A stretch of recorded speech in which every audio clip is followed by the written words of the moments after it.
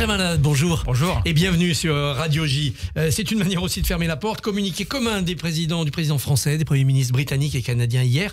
Des mesures concrètes, je cite, seraient prises contre Israël si l'aide humanitaire ne reprenait pas. Qu'est-ce que ça veut dire des mesures concrètes ?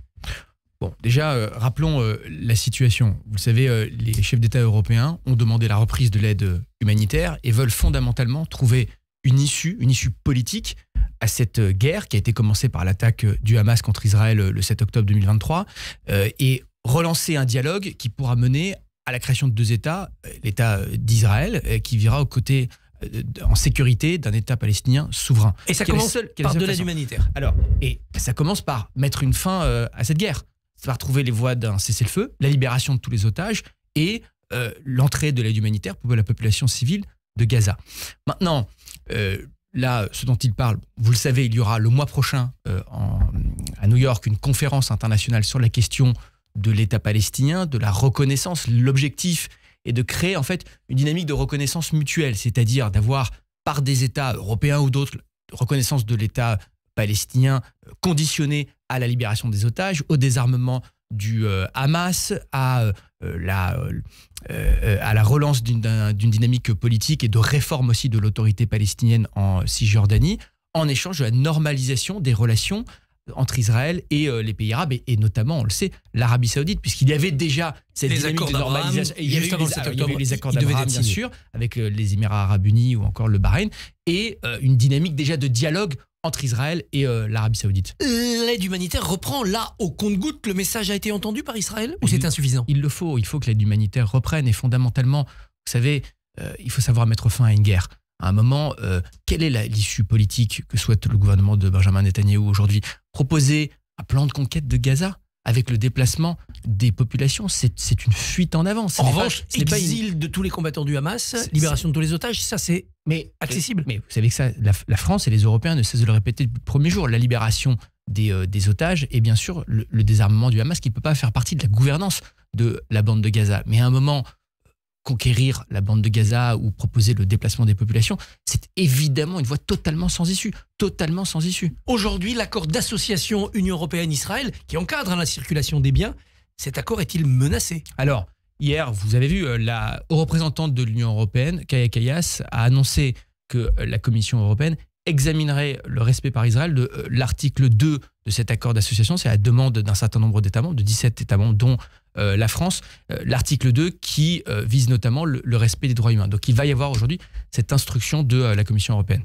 La France s'associe, vous associez à un élan de lutte contre l'antisémitisme, notamment par le contrôle des fonds européens qui pourraient être mal dirigés.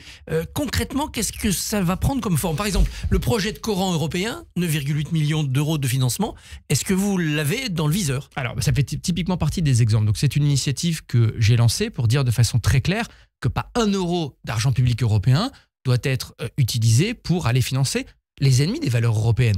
L'Europe, qu'est-ce que c'est ? C'est une union d'état de droit, de démocratie, de liberté, d'égalité. Et donc on ne peut pas accepter que des programmes pour financer des associations, des programmes éducatifs aillent vers des associations qui sont liées aux frères musulmans ou à l'antisémitisme. On l'a vu par exemple dans le cadre d'Erasmus avec l'université turque de Gaziantep. On a vu des dizaines de millions d'euros qui ont pu aller vers des ONG proches des frères musulmans. Et donc, je vais présenter dans les prochains jours avec des collègues européens une initiative qui visera un meilleur contrôle et un meilleur filtrage des fonds européens. Encore une fois, pas 1 euro pour les adversaires de l'Europe. Combien de temps pour que cette initiative permette de trier le bon grain de livret ?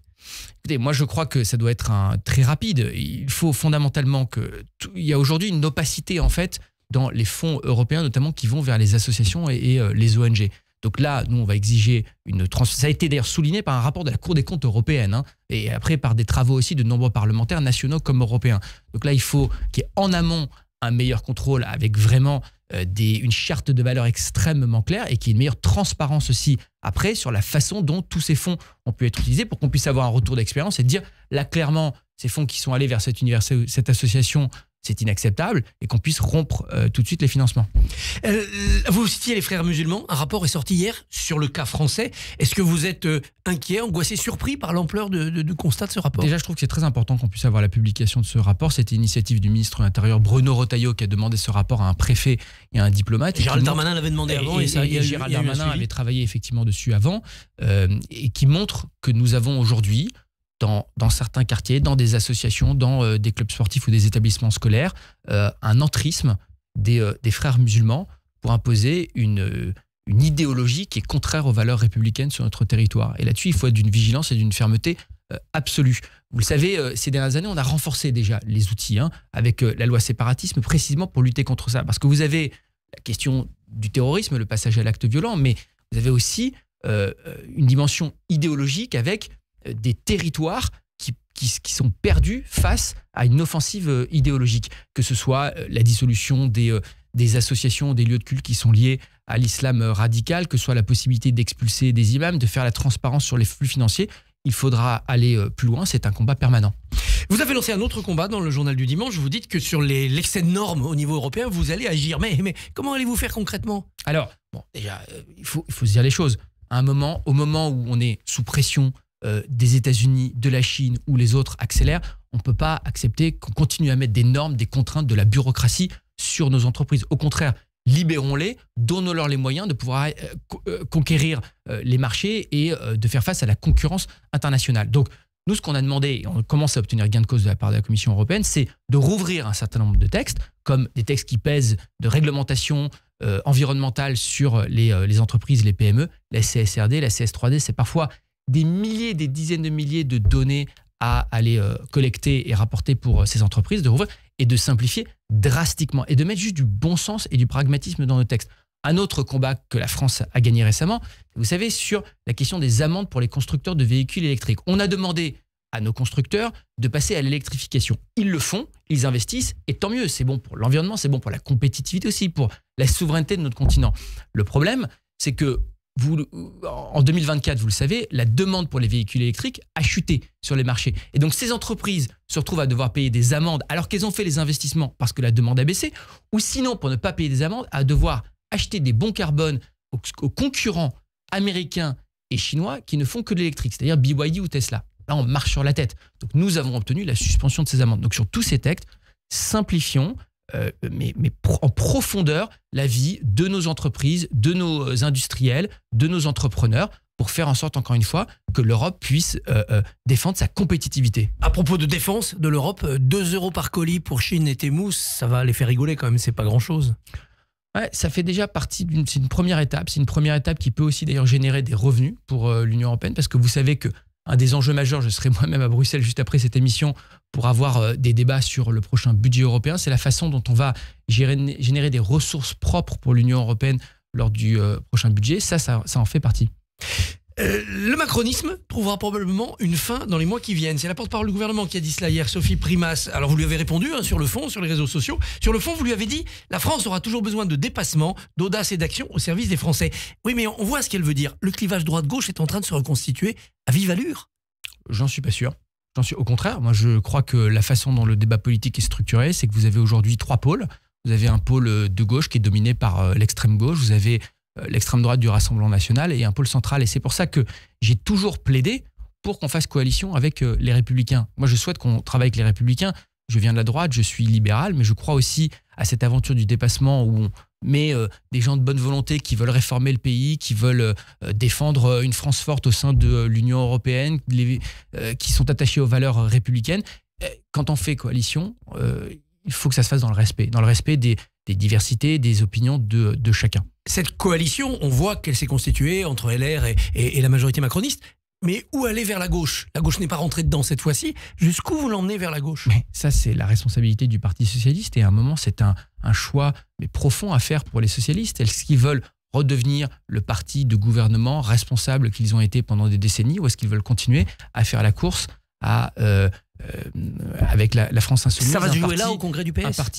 Ça se jouera peut-être au congrès du PS, ça se jouera peut-être après. Moi, je crois que quand on voit la dérive antisémite, violente, anti-institutionnelle de la France insoumise, il faut que la gauche de gouvernement acte une rupture extrêmement clair. Est-ce que vous pensez qu'il est possible d'éviter ce bloc d'extrême droite contre ce bloc d'extrême gauche à la prochaine présidentielle si on ne trouve pas une méthodologie pour choisir un candidat commun, un programme commun? Ce choix, il serait mortifère pour notre pays. Et c'est précisément ce contre quoi je me bats et je m'engage. Je ne veux pas que la France ait à choisir entre Jean-Luc Mélenchon et Marine Le Pen.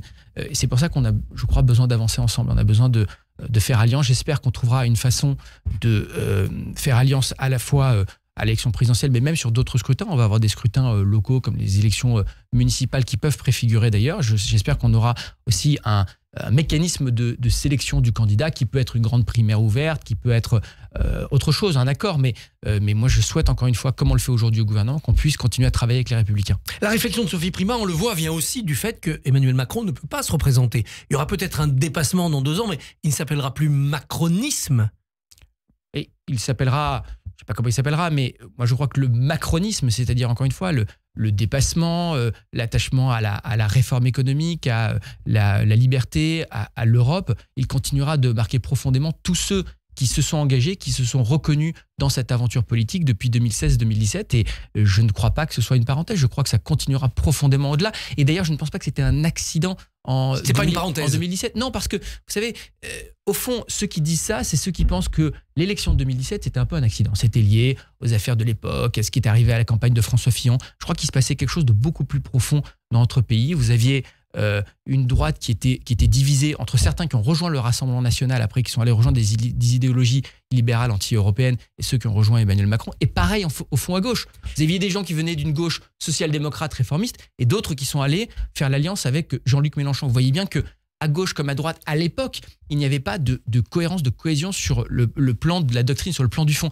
C'est ce qui a créé aussi, après ce bloc en marche autour d'Emmanuel Macron. Je crois encore une fois que c'est quelque chose de pérenne. Qui a un avenir. Est-ce à dire que Emmanuel Macron devra désigner un dauphin?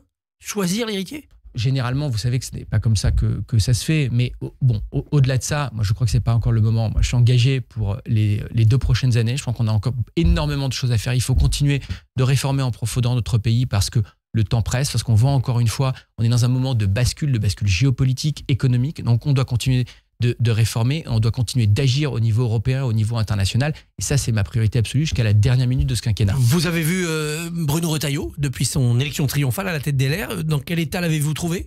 Je l'ai félicité. Moi, j'ai beaucoup d'estime et d'amitié pour Bruno Retailleau, qui fait vraiment un excellent travail en tant que ministre de l'Intérieur. On travaille beaucoup sur les questions d'immigration, notamment, et de contrôle des frontières, puisque vous savez qu'il y a un volet européen qui est absolument fondamentale et là-dessus on porte des initiatives comme la mise en œuvre du pacte asile-immigration, comme le fait de renforcer nos leviers externes, la conditionnalité des visas, de l'aide au développement, des accords commerciaux au niveau européen pour faire pression sur les pays de départ qui ne respectent pas leurs engagements, qui ne reprennent pas leurs ressortissants expulsés. Et là, c'est une action que nous menons en commun avec Bruno. Si c'est lui dans 2 ans qui se dégage, il pourrait être votre candidat ?